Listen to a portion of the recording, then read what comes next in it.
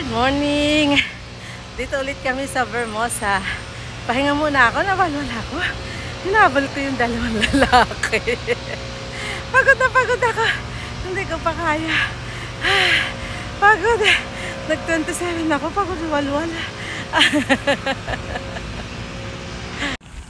Hello! At least nakakayat na ako dito sa ano. Walang paglagay ng pawis ko. First person ako. Magay yung mata ko.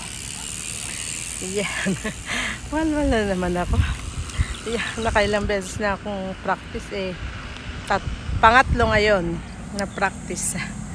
Pero walwal pa rin. Ha? Hindi ko maano yung ano, ahon. May ahon kasi dito. Kaso 9 lang ako. Hindi ko pa rin mapalpak. Laki na ng eyebag ko ah. Laki ng eyebag ko. Wala na. Hinahabol ko hinang ako. Akala ko kumain muna ako. May baon akong biskwit. Kumain muna ako at ako'y pagod. Ay, ubos na yung aking water. Okay, bye-bye. At tapos si Papa Glenn. Sabi ko, umikot ulit siya. At aking i-video. Yan.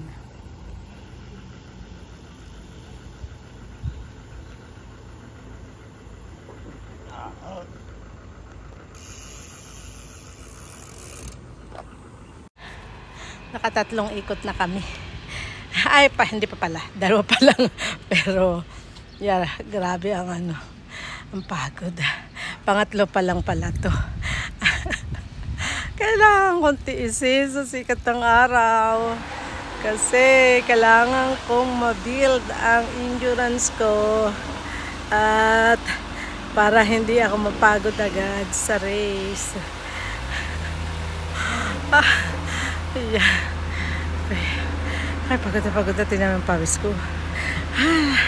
Lantak na yung pawis ko. Grabe ang pawisan. Kala ko may tinga ako. Kadakit ko doon, ako ay kumakain ng biskwit. Ay, wala ko dala chocolate para hindi ako manlambot. So, yung biskwit ko, ay, ubos na. Kasi nakadalawang ano na. Dalawa lang pala yung nadala ko. 2 balot.